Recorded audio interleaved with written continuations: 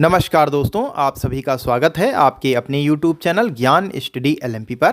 दोस्तों आज हम UP PSC RO ARO exam 2023 का जो 24 में आपका एग्ज़ाम होना है उसका पेपर 1 यानी सामान्य अध्ययन का प्रैक्टिस सेट नंबर 9 कराने वाले हैं। 8 प्रैक्टिस सेट इसके हो चुके हैं। ये 9 नंबर का प्रैक्टिस सेट है और एग्ज़ाम के लिए इम्पॉर्टेंट है। तो आइए दोस्तों आज की क्लास शुरू करते हैं। क्लास शुरू करने से पहले अगर दोस्तों आप चैनल पर पहली बार आए हैं तो चैनल को सब्सक्राइब कर लें, साथ में बेल आइकन को अंडर प्रेस कर लें जिससे डेली की डेली जो हमारी क्लास होती है उसकी जानकारी आपको मिल सके। तो अब दोस्तों आइए आज की क्लास शुरू करते हैं। आज की क्लास का हमारा पहला प्रश्न है, निम्नलिखित में से किस स्थान पर मुड़िया पूर्णिमा मेले का आयोजन किया जाता है। ऑप्शन है आपके वटेश्वर, कन्नौज, गोवर्धन, सरधाना। तो इसका दोस्तों सही उत्तर हो जाएगा सरधाना।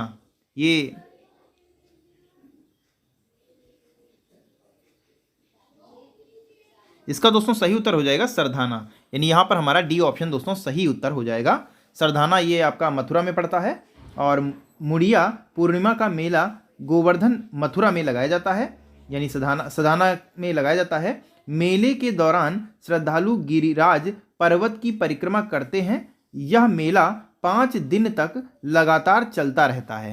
तो यहाँ पर दोस्तों डी ऑप्शन हमारा सही उत्तर हो जाता है। अगला दोस्तों प्रश्न है, निम्नलिखित में से किसका जन्म आगरा में हुआ था। मीर अमीर खुसरो, फिराक, गालिब। तो इसका दोस्तों सही उत्तर हो जाएगा ऑप्शन यहाँ पर हमारा बी, अमीर खुसरो सही उत्तर हो जाएगा। अमीर खुसरो का जन्म आगरा में हुआ था।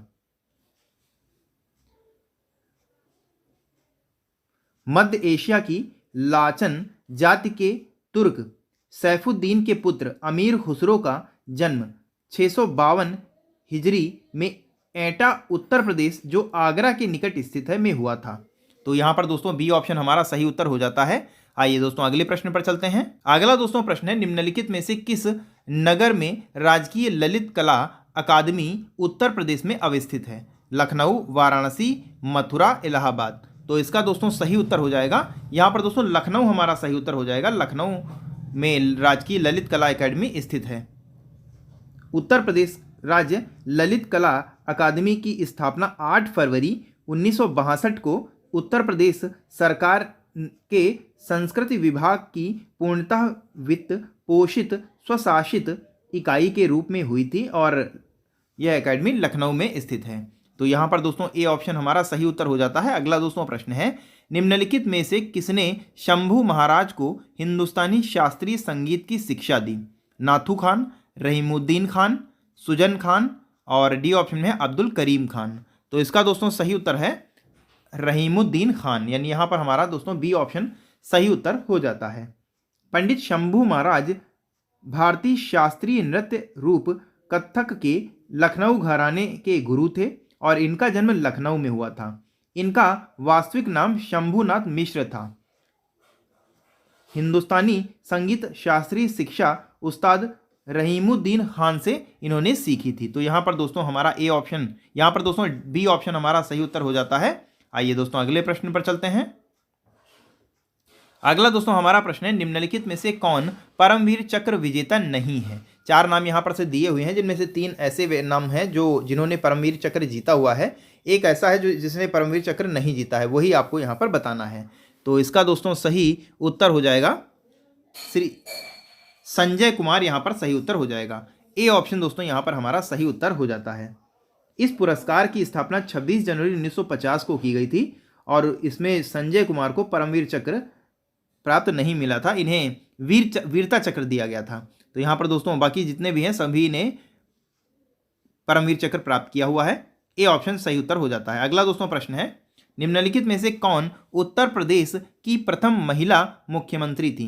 श्रीमती राजेंद्र कुमारी वाजपेयी, सुचेता कृपलानी, सुश्री मायावती और सरोजिनी नायडू। तो इसका दोस्तों सही उत्तर ऑप्शन बी हो जाएगा, सुचेता कृपलानी। बी ऑप्शन दोस्तों यहाँ पर सही उत्तर हो जाता है। सुचेता कृपलानी एक भारतीय स्वतंत्रता सेनानी एवं राजनीतिज्ञ थीं। ये उत्तर प्रदेश की मुख्यमंत्री बनी तथा भारत की भी प्रथम महिला मुख्यमंत्री हैं। तो यहाँ पर बी ऑप्शन सही उत्तर हो जाएगा।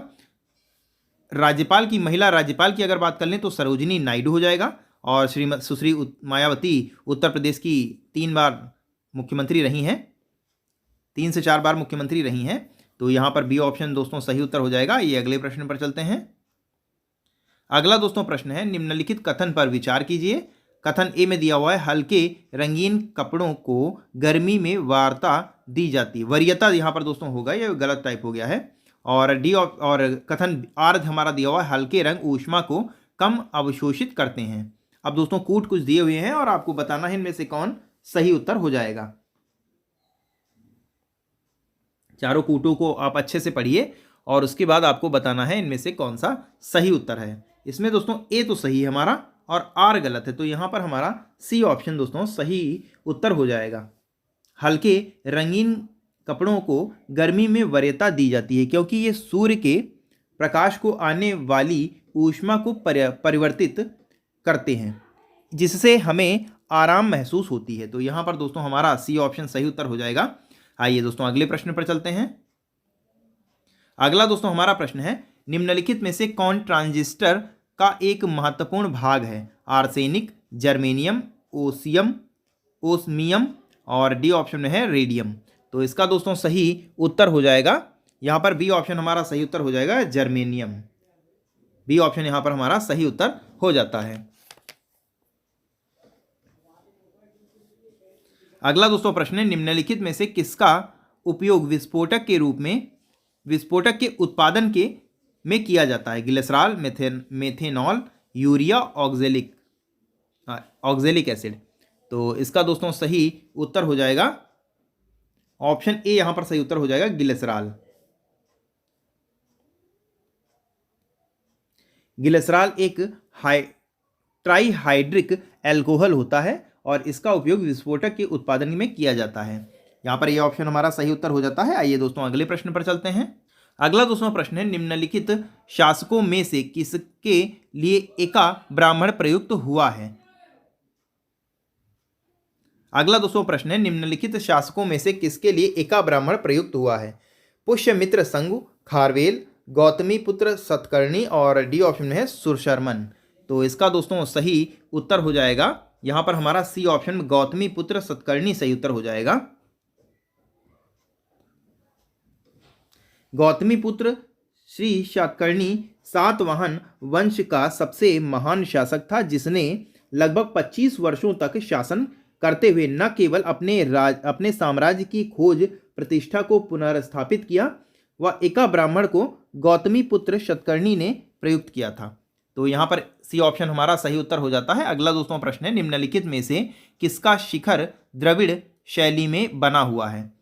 भीतर गांव मंदिर, ग्वालियर का तेली मंदिर, कंदरिया महादेव मंदिर और डी ऑप्शन में ओसिया मंदिर। तो इसका दोस्तों सही उत्तर हो जाएगा, यहाँ पर हमारा ग्वालियर का तेली मंदिर सही उत्तर हो जाएगा। यानी यहाँ पर हमारा बी ऑप्शन दोस्तों सही उत्तर हो जाएगा। तेली का मंदिर भारत में समृद्ध संस्कृति विरासत का उत्कृष्ट नमूना है और 11वीं शताब्दी में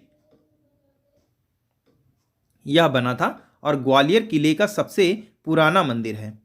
इस मंदिर का शिखर दक्षिण भारत की द्रविड़ स्थापत्य भी है, जबकि अलंकरण उत्तर भारतीय शैली का है। तो यहां पर दोस्तों हमारा बी ऑप्शन सही उत्तर हो जाएगा। ये अगले प्रश्न पर चलते हैं। अगला दोस्तों हमारा प्रश्न है, समुद्रगुप्त के प्रयाग प्रशस्ति वाले स्तंभ पर निम्नलिखित में से किसका लेख मिलता है? जहांगीर, शाहजहां, औरंगजेब, दादा शिकोह।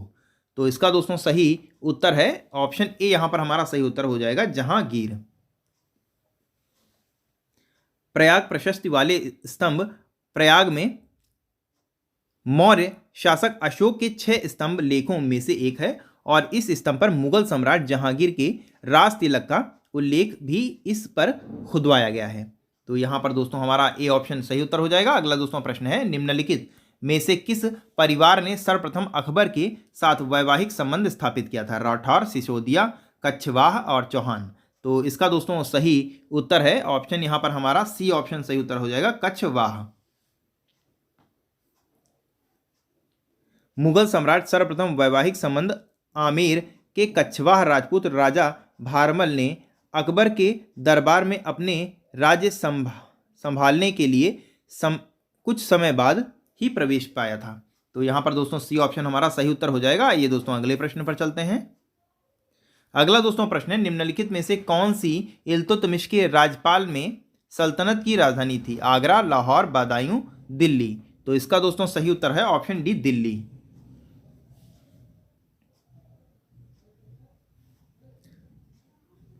शमशुद्दीन इल्तुतमिश दिल्ली सल्तनत में गुलाम वंश का एक प्रमुख शासक था। इल्तुतमिश ने 1211 से 1236 ईस्वी तक शासन किया।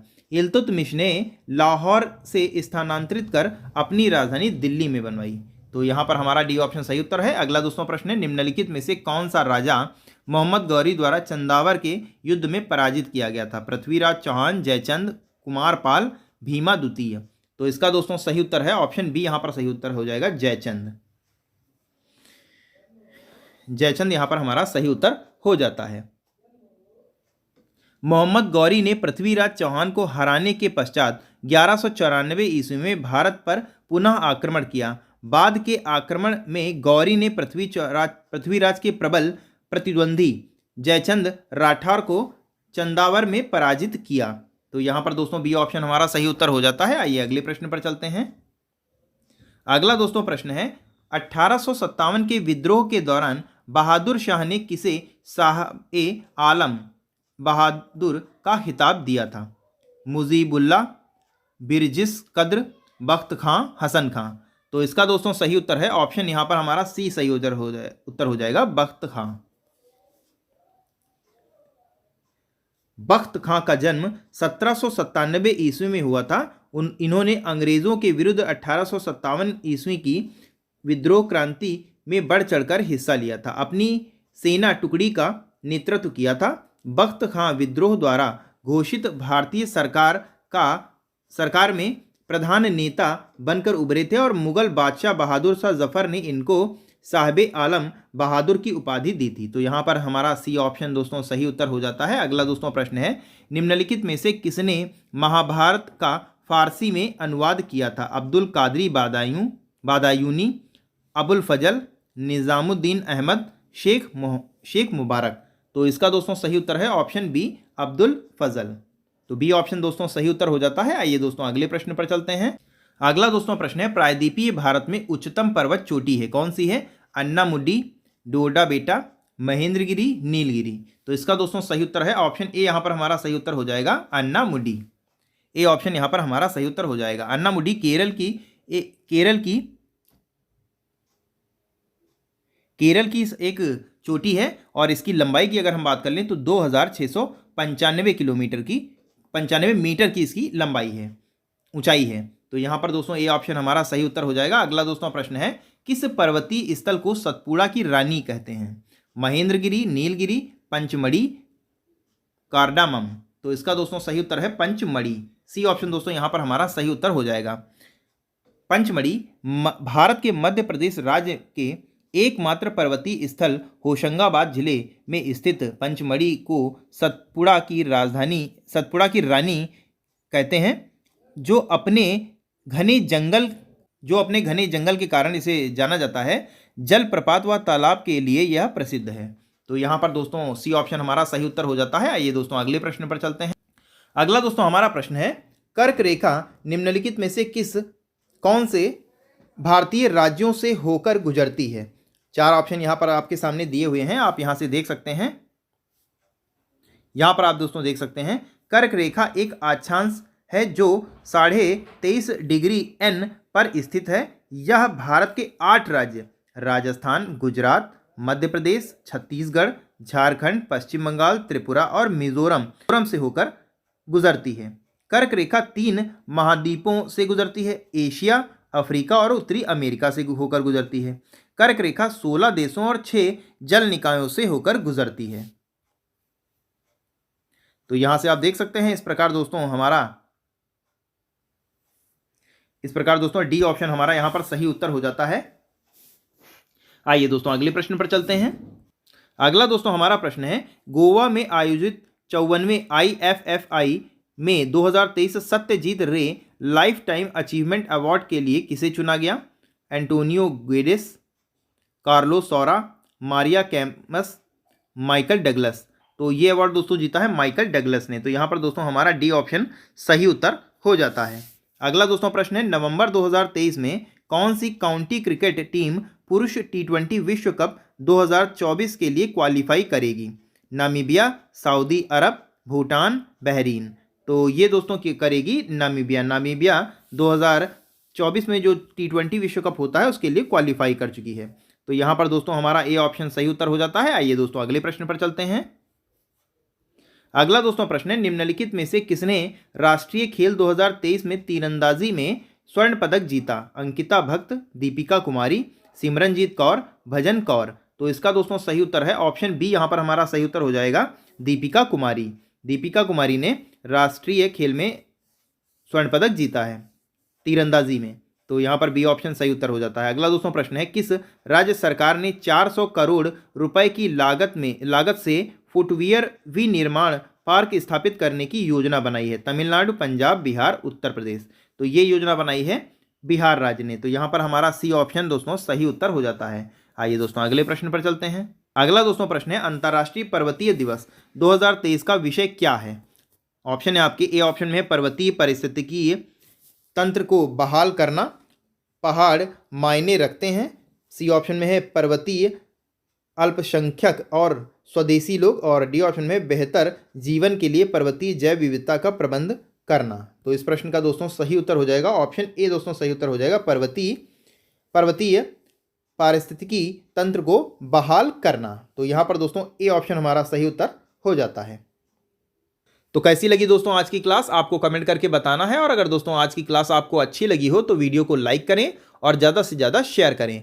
और अगर आप चैनल पर पहली बार आए हैं तो चैनल को सब्सक्राइब कर लें, साथ में बेल आइकन को अंडर प्रेस कर लें, जिससे डेली की डेली जो हमारी क्लास होती है उसकी जानकारी आपको मिल सके। और अगर आप इसके पहले के प्रैक्टिस सेट देखना चाहते हैं, हल करना चाहते हैं, तो हमारी डिस्क्रिप्शन बॉक्स में उसका लिंक दिया हुआ है, वहाँ पर आप जाकर आपको हिंदी और सामान्य अध्ययन दोनों ही के लिंक्स आपको वहाँ पर मिल जाएंगे। तो यहीं पर दोस्तों आज की क्लास हम समाप्त करते हैं, मिलते हैं अगली